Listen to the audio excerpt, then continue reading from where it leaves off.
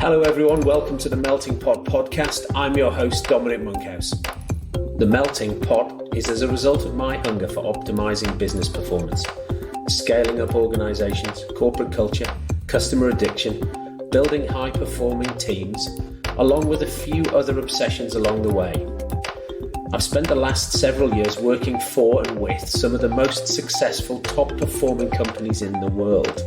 And this podcast is my attempt to synthesize what I've learned along the way to help you build a high-quality business and live a more fulfilling life. If you enjoy the podcast, you can find more information on today's episode and other topics at dominicmonkhouse.com. Today I'm talking to Carla Cringle and Imogen Pudduck of FizzPopBANG. They met at Red Bull. Imogen was head of marketing, head of brand, and Carla arrived as the new head of HR, or at the time, as Imogen thought, the head of fun police. And they didn't interact, they say, for the first maybe 12 months, other than a sort of nod across the room. And then their MD, who was an inspiration to them both, had been doing some charity work and asked them to take the work that they'd done at Red Bull, where they'd created a brand and they'd built a training program for the 250 Red Bull brand ambassadors that were hired every year in universities across the UK. How do you take that work about creating and bottling the culture and take it to a charity and apply it? And in doing that together, they realized that this was the work that energized them and came up with an idea of going out on their own. It took about 12 months before that happened. And then 7 years ago, they started FizzPopBANG. They have got a mission, which is to make the nation whistle on their way to work. So they want to create great cultures where great people go and do meaningful stuff and are more engaged. So we talk about what was great at Red Bull, what they learned, how they apply that for clients, including the work that they did for the English Cricket Board. They also talk about, now that they're a 12-person business, how they've built their culture. And they wish they'd done that earlier, but some tips and tricks for them on how to build a great culture in a remote work environment. And then some fantastic book recommendations and even a shout out to a podcast. I really enjoyed chatting to them today. I hope you enjoy listening as much as I enjoyed interviewing them. So my name is Imogen Pudduck and I am the co-founder of FizzPopBANG. And I'm Carla Cringle, also the co-founder of FizzPopBANG, and we met about 15 years ago. We both used to work at Red Bull. So I was the head of brand and Carla was head of HR. And for the first few years of our career at Red Bull together, we just sort of pointed at each other, didn't really know each other particularly well. And we just thought we were at real different ends of the spectrum. So, I was working in the marketing team, sort of slightly crazy marketing team, coming up with these sort of slightly crazy ideas. And I started working at Red Bull quite early on in Red Bull's life in the UK. I was one of the youngest I always say I was one of the youngest when I started, and then one of the oldest when I left, which was slightly depressing. And Carla came in as the new wave of people team to try and make us kind of grow up a little bit, I think she saw me as the fun police, actually. Yeah, I came in when they'd grown from about 15 people sort of sat around a table coming up with amazing ideas to about 500 across the UK. So my background prior to Red Bull was quite corporate. I was financial services. So I had been brought in to help them grow up a little bit and put in some structure and process, but do that in a way that kind of bottled up the entrepreneurial spirit and culture of what was amazing about Red Bull.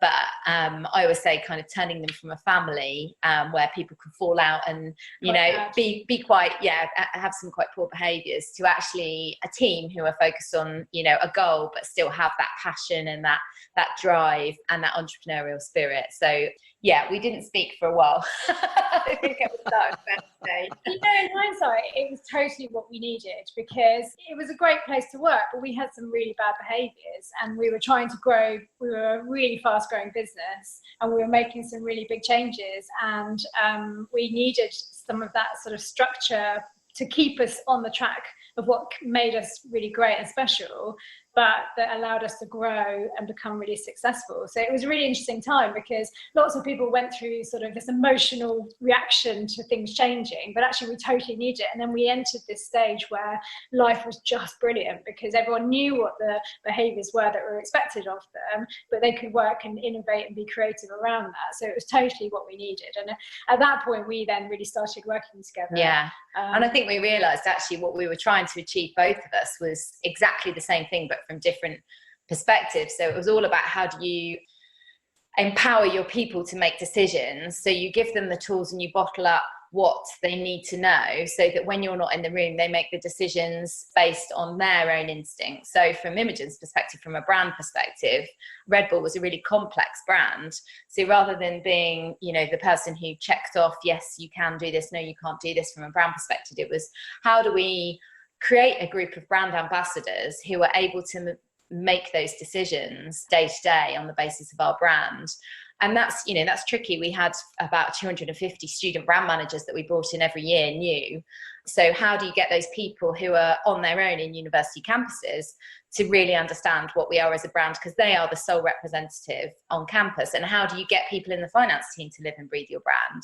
And likewise, you know, from a culture perspective, from my perspective, it was, we've got this amazing bunch of creative people in the marketing team, but actually, how do you get the whole business to be creative and feel that they're empowered to do that? So we started working together on a number of different projects around innovation and kind of bottling up our culture and our brands through various different means. You know, we did big brand colleges where we brought people together for a couple of days to really experience that. So it wasn't about telling people what we were as a business, it was about them feeling it and them getting excited about it, and therefore being able to live and breathe it and really feel it themselves. So that we always said that we were about creating brand ambassadors, and I think that's the one thing that we really, as FizzPopBANG, are trying to help other businesses to distill and bottle up, because your culture is the lowest common denominator in your business, so you need to get everybody to behind that and be brand ambassadors for you. If I could just take you back before we dive into what you do now, what were some of those poor behaviours that were on show when the fun police turned up? And I think at Red Bull, it tended to be that it was the best of days and the darkest of days at times, because when we were on form, as Carla said, anybody could have a great idea. And so innovation for us was the pursuit of doing things better, whether you sat in production or finance or legal team. It was just about looking at what you do on your day-to-day and making it better. But where the sort of dark side to that was, it was very much seen as we used to call ourselves Red Bull Marketing. I think there was a time where we completely changed the company name. So it was Red Bull Marketing. And actually that meant that those marketeers were being seen as the rock stars and no one else really had a role to play within the business.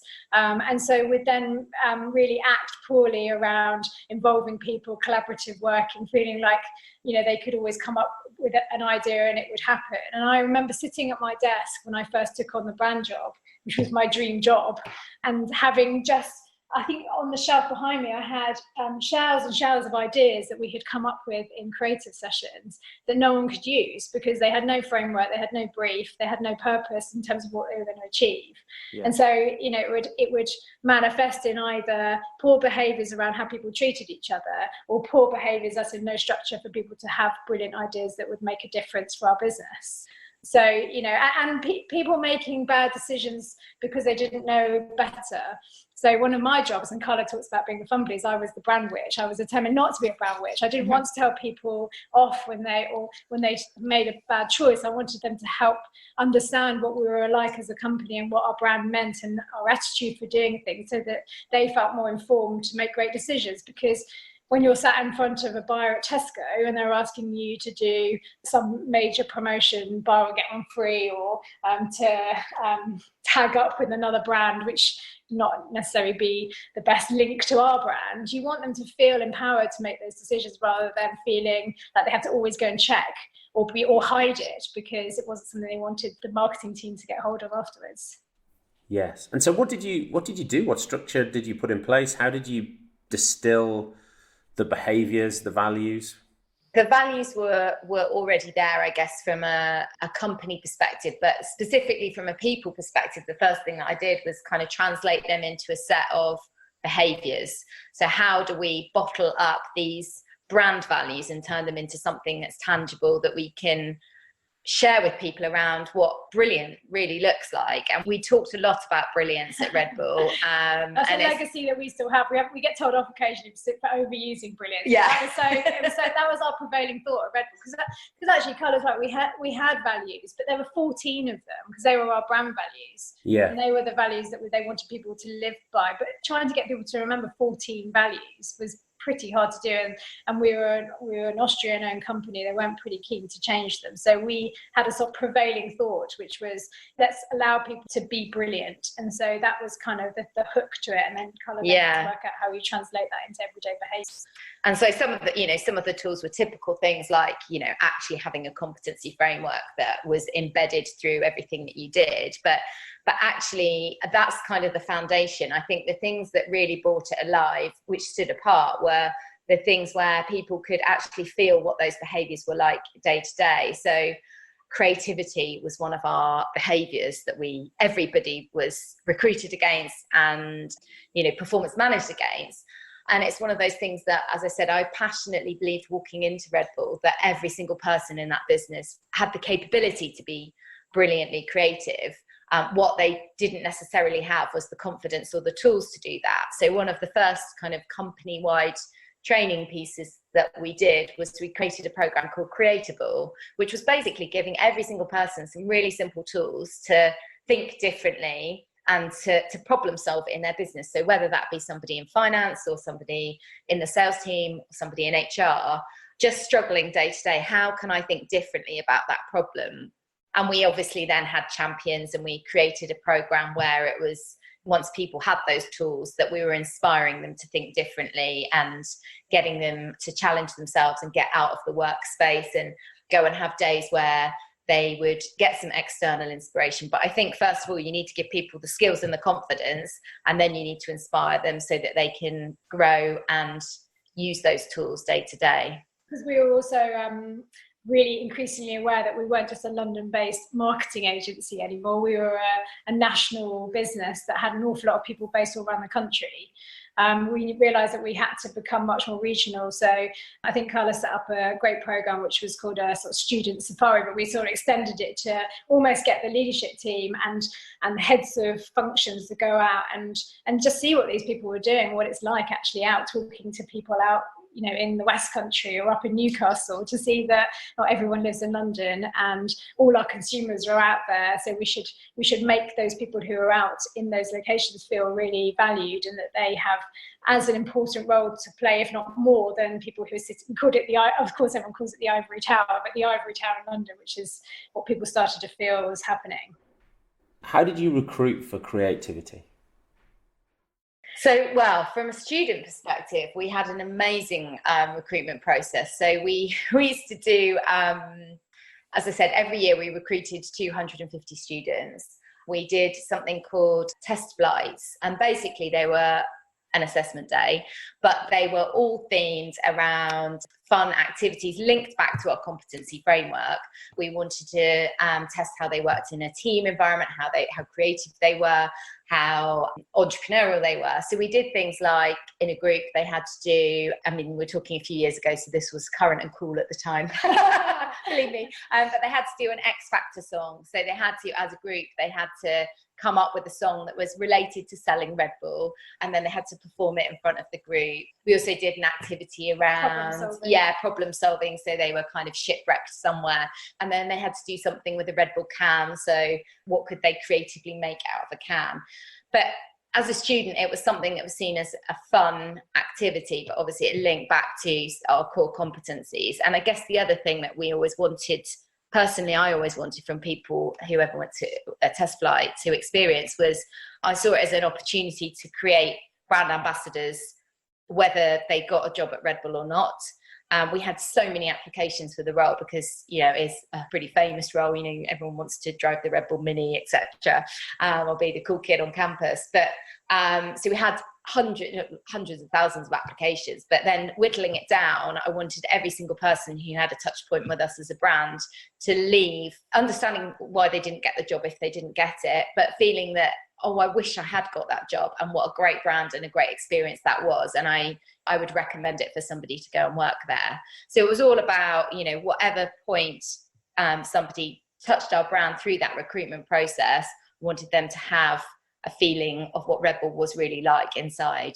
I think also for a wider population, we did a good job of recruiting for attitude and then training skill afterwards. So, which slightly changed as we evolved into a bigger organisation where we needed some of that skill in terms of sort of specific skills. But that mindset was the most important thing for us. So we would often recruit people into specialist roles, sort of marketeer roles, where they were just passionate about a particular topic, like sport or you know, sort of events culture, or whatever, you know, culture, sort of music. We wouldn't very often recruit traditional marketeers. We would recruit people who had a passion for a particular area, because what they brought with them, you could then train them in terms of the art, arguably the art of marketing.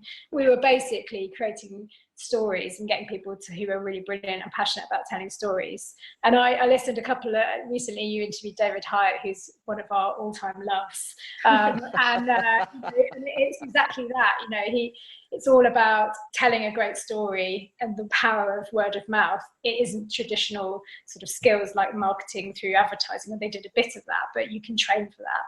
It's very much an attitude base, and that's really who we used to try and recruit for.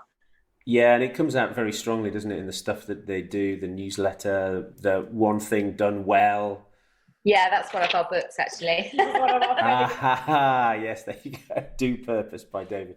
Because he talks a lot about, obviously, culture in this, but it's very much centered around having a purpose, and you're more likely to be successful. Regardless, you know, even if you make chocolate biscuits, it's about having a purpose that people believe in. So when you're in Red Bull, it is that typical sort of cult atmosphere. You know, you're completely brainwashed because you feel really passionate, you are very empowered, you feel very involved in having a role to play in making that business a success.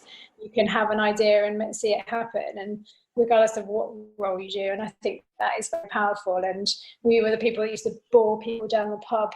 So it's a funny thing. But then that's really why we started FizzPopBANG, because the power of creating internal brand ambassadors was just something we just saw happening and was infectious. And that meant people just went above and beyond to perform at their best and do the best for that company. Tell me about that. So how did you come to leave Red Bull, a business you obviously loved and enjoyed working at and doing good stuff? So why did you decide to become entrepreneurs?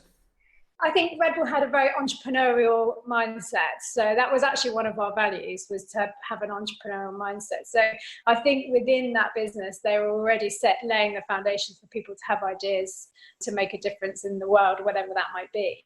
And it was a little bit of accident, I think, because we worked together and we had to write a few articles for the Times 100 about how do you build a great marketing plan, I think it was. And it was all about your people. And people used to ask me all the time, why is Red Bull successful? Because it's basically a fizzy drink.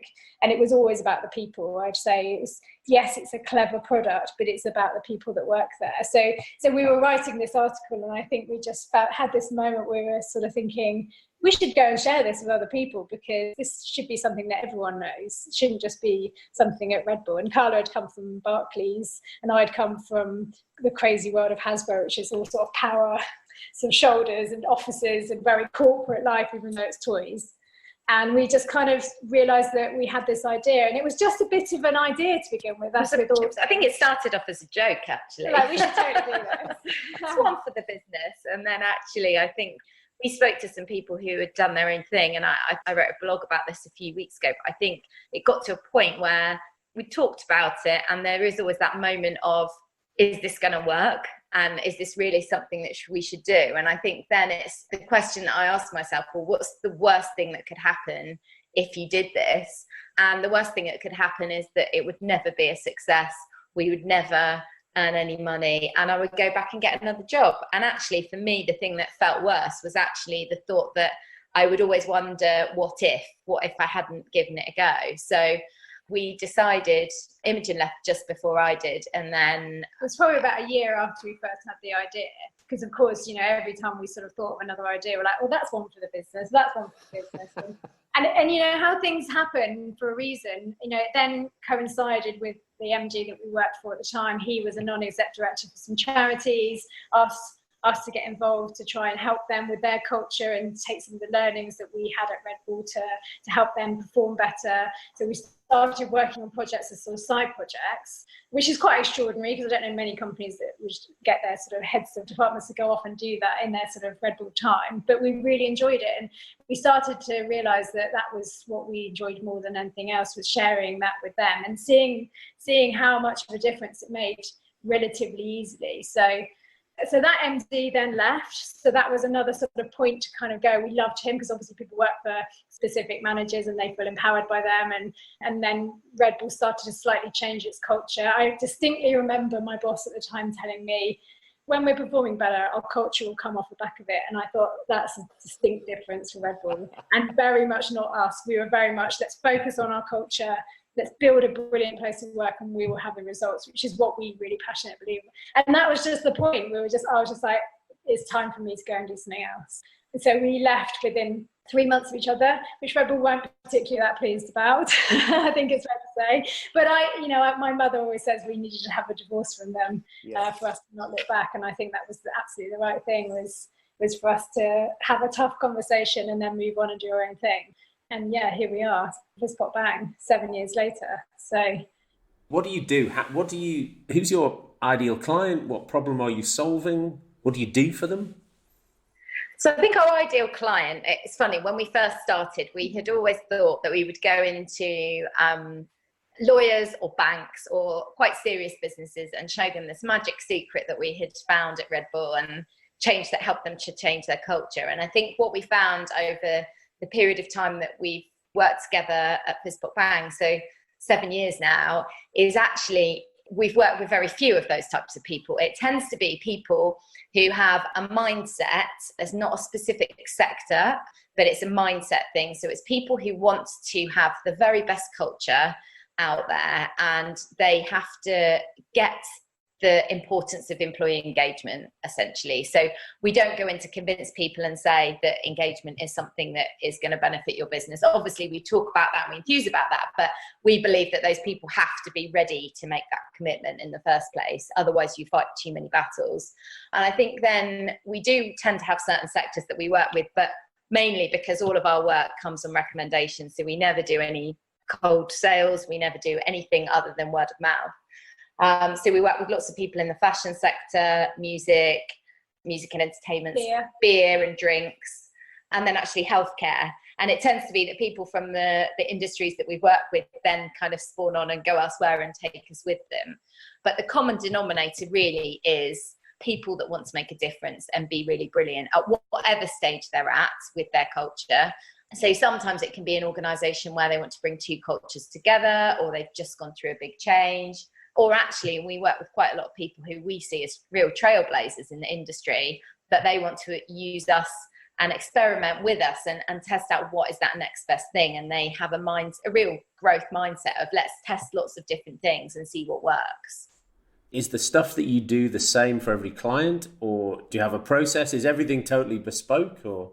Those businesses, even though they can be wildly different industries, they have a lot of similarities in some of the things that they're trying to solve, but it depends on their sort of stage of life and what they've tried already. So what we try to do is go in and kind of diagnose where they're at, really, because I think most of those companies, because they're interested in their people and they just want to try and perform at their best, and then they feel like there's something missing, usually they've already tried a few things. I mean, sometimes it's pretty obvious what they're missing, and we try to start with their sort of why. So what is their purpose, and what are they trying to solve, and where are they going in the future, and what values and behaviours are underpinning that will help them be successful. And if they're missing some of those bits of the puzzle, then we'll work on that bit of the puzzle. I mean, often we get asked to come in because they feel they absolutely know what they're missing, and you then have to have a bit of a conversation to say, so have you got this, have you got that? Okay, you're actually missing something a lot bigger. And that's why it can be slightly tense with some leadership teams, because often we go in through an HR director. Sometimes we go in through a leadership team, and that tends to be the most helpful often, because they're already bought into it, because you're not then fighting with a founder or a chief exec who thinks everything is fine because people are being paid to do a job. So the convincing bit is the bit that you get some early warning signs as to whether it's going to be successful. They've tried traditional sort of companies and consultants where they've been given lots of reports, but they don't actually know what to do about it. So we tend to go in where they kind of feel like they want to try something that kind of gets on and does it. Do you have a framework that you use to define culture in these businesses?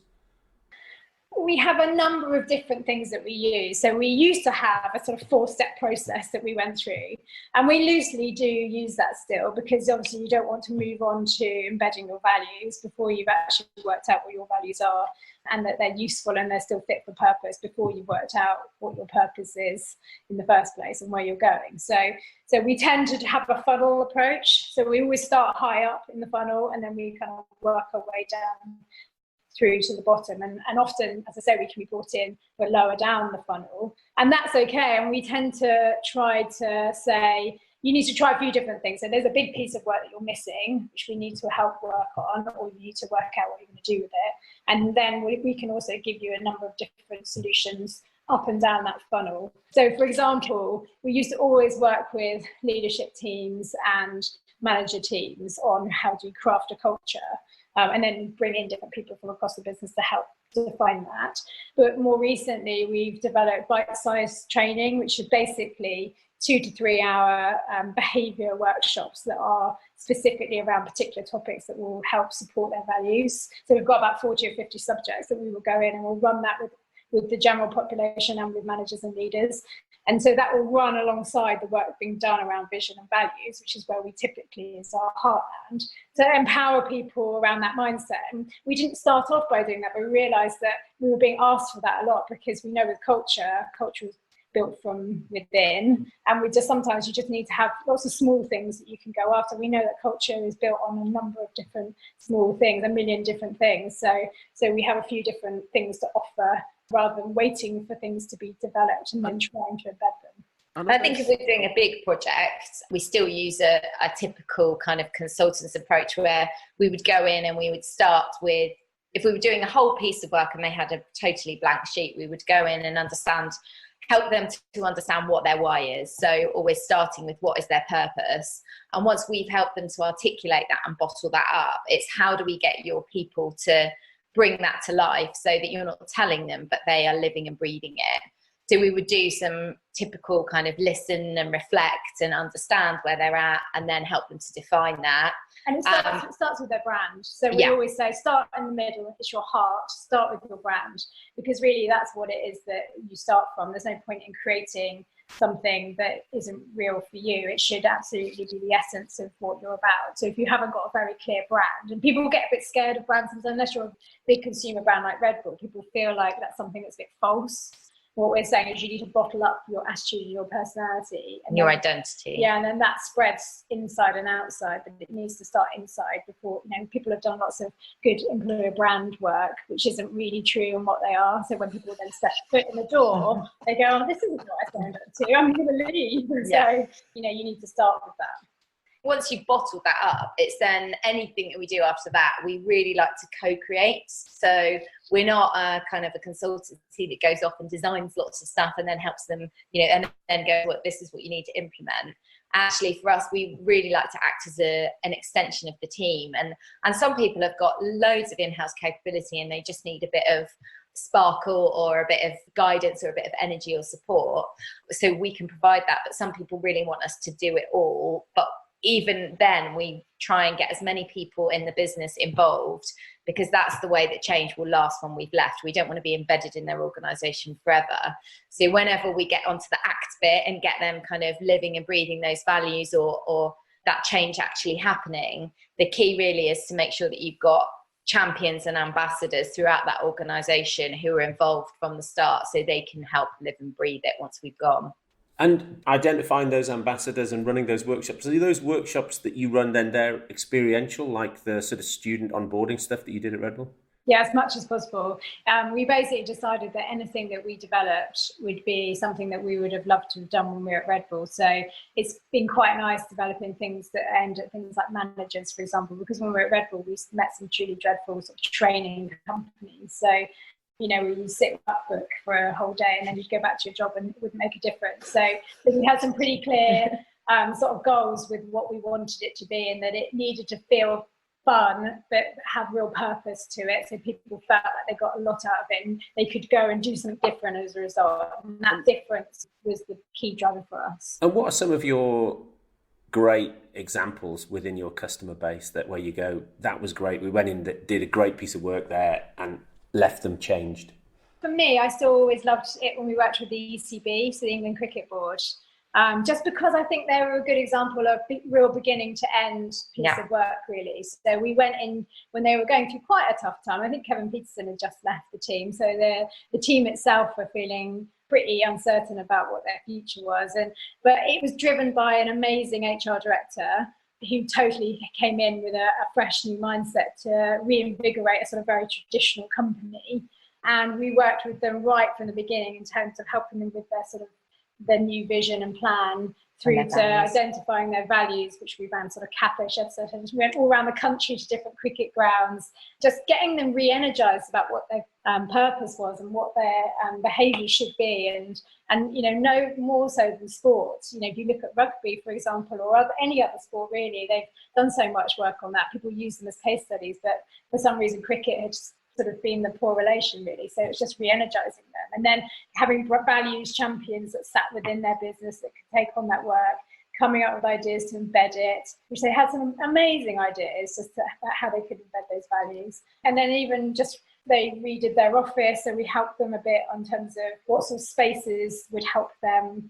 Yeah, we refitted the whole of the interior of Lords, so basically to make their values come alive through their environment. So anything that was on the walls, how did we get that essence of the heritage and the kind of the new vision of cricket, and how do we bring that to life? So it was a really amazing environment where people could be creative and live and breathe their values day to day. So, and they're still, we don't do that much work with them anymore, but they check in with us all the time, and we see some of the stuff, and they genuinely live and breathe their values, which was actually, for a big business that was quite complicated, they did that very quickly. And it's interesting, I think one of your questions was about change. How do you make sure change happens? Well, actually, it's just about getting on with it and having champions to just keep at it, because the more you say and talk about it and over-communicate stuff, the more it starts to stick. And we had that at Red Bull with Brilliance. It started off as one of those things people didn't really, they were a bit too cool for school, didn't really want to talk about performance and brilliance. But actually, within a year, it was just something that everybody talked about all the time, and it was just part of our language. So it was just keeping at it. So if I asked you to go back in time now, knowing what you know now, Red Bull, 7 years on your own, all these amazing clients that you've transformed their lives, is there something where you go, oh God, I wish I'd just known that then? I think for me, what we learned that I would like to have been told at the beginning, two things, but I'll say one because probably colours the other, is one of our values as a company is to practice what you preach. And we, for too long, didn't do that. So we now have a team of 12, and we then have a ninja team who are sort of freelance based of about 5 or 6 people. And because it was just Carla and I to begin with, it was very easy for us to work together. We don't have an office, for example, and still don't have an office. But we left it too long before we really started thinking about what our culture was and to practice what we tell other people. And actually it takes a lot of effort, and we've spent a lot of time trying to build the sort of culture that reflects who we are and that gets the best out of our people. And I would say probably only in the last year have we really started to crack it and to have a brilliant team who all call themselves our tribe, which is quite nice, not us. And to relax a little bit in that we don't have to have all the answers. We always tell people, recruit people that are better than you, and then just let them, run free. And actually that is so true. And we started to run down that territory of being a bad founder. We try to avoid founder-led companies because you tend to have slightly chaotic founders who just want to smother everything because it's their baby for so long. So it's taken us a little while to get our heads around that, but practicing what we preach is probably one thing I wish someone had told us a bit earlier on. It's so obvious, and we just didn't. We just kind of got our heads down and cracked on with it. Very early on, we thought we would have an office because we'd always been in an office, and we thought that's how we wanted to operate. So the plan was, as soon as we got that third person in, we were going to have a grand office in Soho. And actually, as we grew, we realised that the benefits of not having an office way outweighed some of the challenges that you have with not having it. And I think we used to be slightly embarrassed when we spoke to clients, because as we grew, there would be that sort of awkward question of, oh, well, could I come and sit in your office? And we'd think, well, you could, but it's attached to my house, or, you know, Imogen's is in Herefordshire. So, but actually we should have been proud of that from the start. We're certainly really proud of that now. And that's something that we talk to our clients about, is that actually things don't need to be done that traditional way. As a business, we go in and challenge the norm, and we want to do things differently. But we've consciously had to think about, how do we allow the team to grow that culture, because we're not all sat in one space. So we've had to put some things in place to make that successful. So we've had to, every Monday we have 11Ds. So we were all 12 of us are at the bottom of a Google Hangout, kind of chatting to each other and having that band. So we have regular business planning, catch-ups. We have a team on tour day once a month where everybody comes together. But so those are some of the things that we've set up. But we've also then allowed our team to kind of say, well, what do you guys need? What's missing? Things like, we've got a group Spotify playlist because they all want to listen to the same tunes. And we've got a WhatsApp banter group. And we've got Lunch Club, where we just share pictures of what everyone's got for lunch, and it becomes a competition. And actually, the thing that I think the defining moment for me, where I think you should just have confidence in challenging the way things are done ourselves, is we had somebody new join us very recently, and actually she said, you know, for a group of people who are not sat in the office, you have got the best culture and team environment that I've ever worked in, because we consciously make an effort for that, and we also allow people to decide what they need. So I think it's something that at the start I wish that I'd had more confidence around that. Look, there's some great tips in there for people running with remote teams. And I think that's always, to me, one of the challenges in building a culture if your team are remote is what do you do? So there's some great lessons that you've learned. Us going through that has really helped us also give that perspective to more traditional corporate teams, where they're slightly struggling because everyone talks about flexible working now, and does that just mean that everyone's sat at home doing their washing? And, you know, the amount of conversations we have with much more traditional leaders around, well, I can't let my people, or actually even people who've set up their own businesses, or I can't let my person work from home because they're just basically going to be doing their shopping online. You know, it's actually so much easier now because we have that culture of allowing our people to perform when they want to perform at their best, and as long as they're doing the job that we need them to do, they can do whatever time of day they want to do it. So, you know, we have clients that work 9 to 5, and we have to be around to make sure that we are there to act as essentially their team. But, you know, it's about understanding how people work and that everyone is different. So that gives us a good perspective when we're having those conversations with much more traditional companies, which we often do. Yeah. If you think about the books that have impacted you on your journey. Yes, what would you pick from your bookshelf to suggest that, you know, other people should have a look at?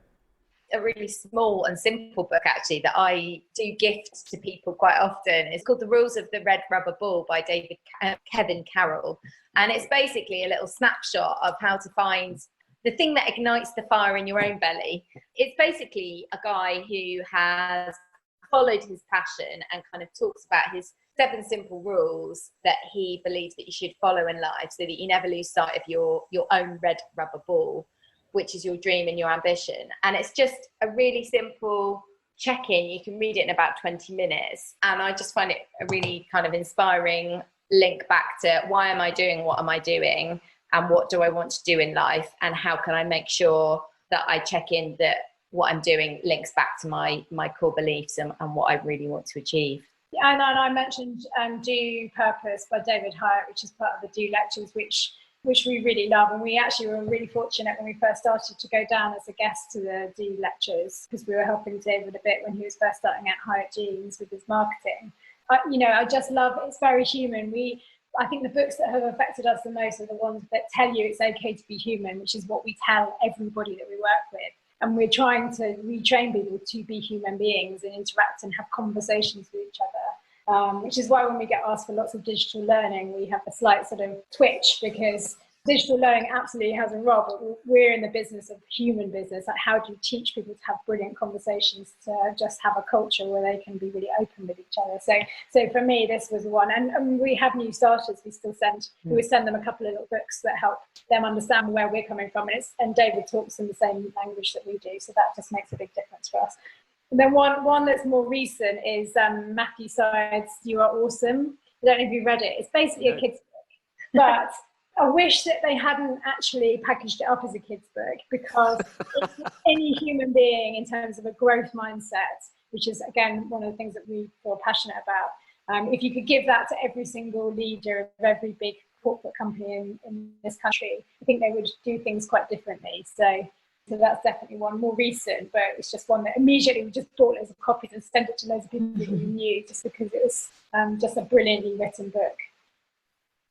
And then I have just finished reading Michelle Obama, and we went to see her a couple of weeks ago. And I just think that anyone who wants to be inspired and do something good in the world should have a read of that, because she is just a lady with a mission. And I just love all the things that she's personally taken ownership of, and really, against the odds, really tried to fight and create her own, make her own mark on the world. So it's just a nice kind of inspiring book that will get you thinking about what can you personally do in life to make a difference to people.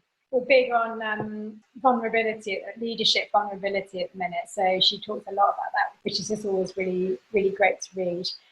There is a great, I don't want to say another podcast, because obviously yours is the best podcast, but you might have heard of Us Too, which is Mills and Sync. So they run a digital agency, and they run a podcast called JFDI, and they basically just talk about their learnings from running a business and setting up an agency that went from 10 people to 400 people in the space of 2 years. That's brilliant. Thank you very much indeed for those. And thank you very much indeed for taking the time to chat to me today. Brill. Thank you. Thanks, Dominic.